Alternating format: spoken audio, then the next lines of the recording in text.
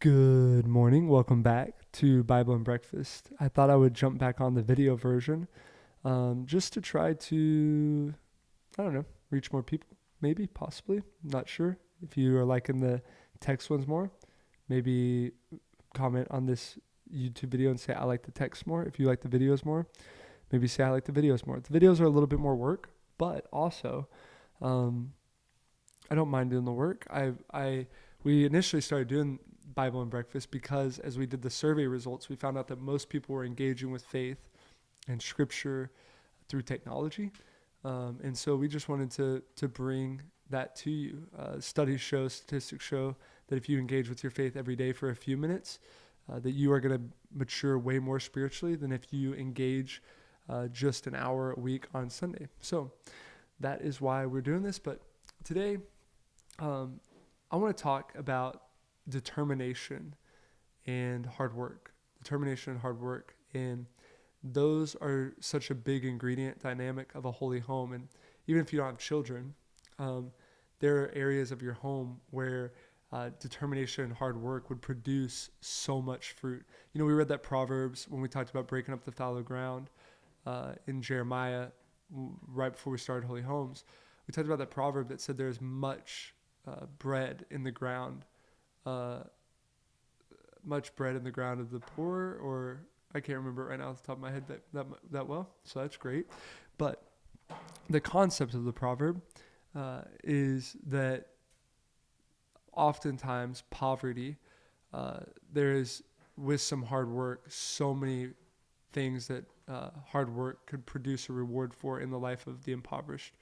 I understand that poverty affects different people in different ways, but the proverb is just saying, set your mind to it, set your heart to it, work hard, and the Lord has so much seed in the ground that has potential, so much potential there, and so hard work and determination, raising kids, not raising kids, whatever, can be very, very beneficial to a holy home. You know, we talked about on Sunday being an intentional parent. But Lex and I just recorded the podcast. Shout out to the podcast. You can go and watch the Renew Your podcast after this. But I realized as we were talking in the podcast, I want to be an intentional and an involved parent, because an intentional parent is necessary. But an intentional parent that does intentionality to the fullest is also an involved parent.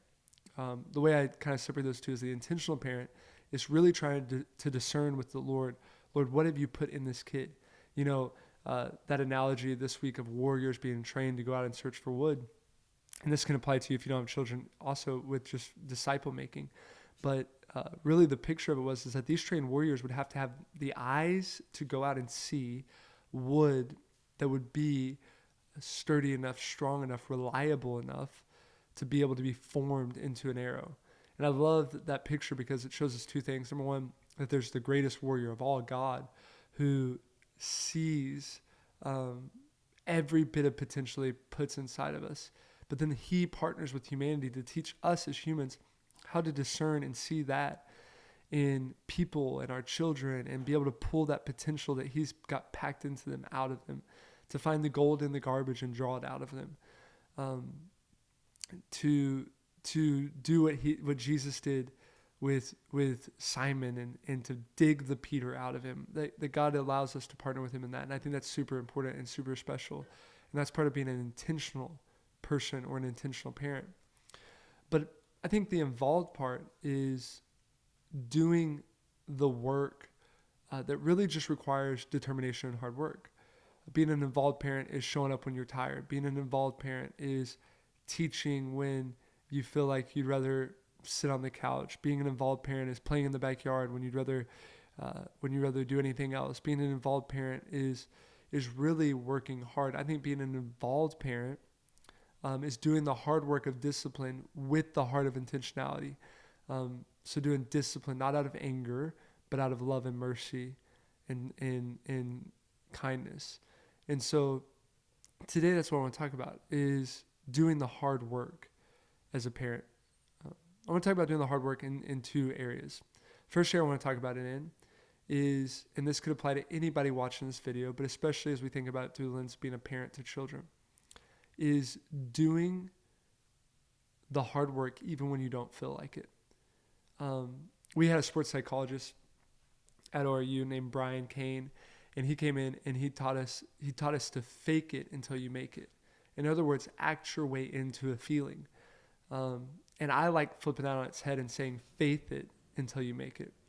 To really choose faith. Faith is believing God exists and believing that God rewards those who earnestly seek him. Faith is believing he rewards you even when you don't feel like there's a reward on the other side of doing what you're about to do. And so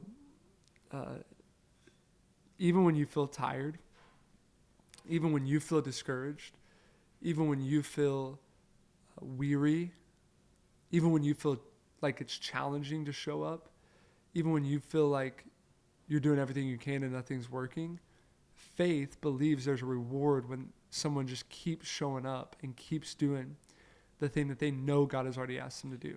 They know God has already asked them to be present in their kids' life. They know God has already asked them to be involved and engaged. They know God has already asked them to make an impact on their kids' life. So that's really like, even when you're tired, even when I just want to challenge you, like, act different than how you feel, but don't fake it until you make it. Faith it until you make it, and believe that the Lord has a reward on the other side of you, pushing past being tired, pushing past being weary, and engaging with your child, playing with them in the backyard, sitting down and playing a card game with them, talking through things with them, acting different than how you feel. That's part of being a determined, involved, hardworking parent and an intentional parent as well.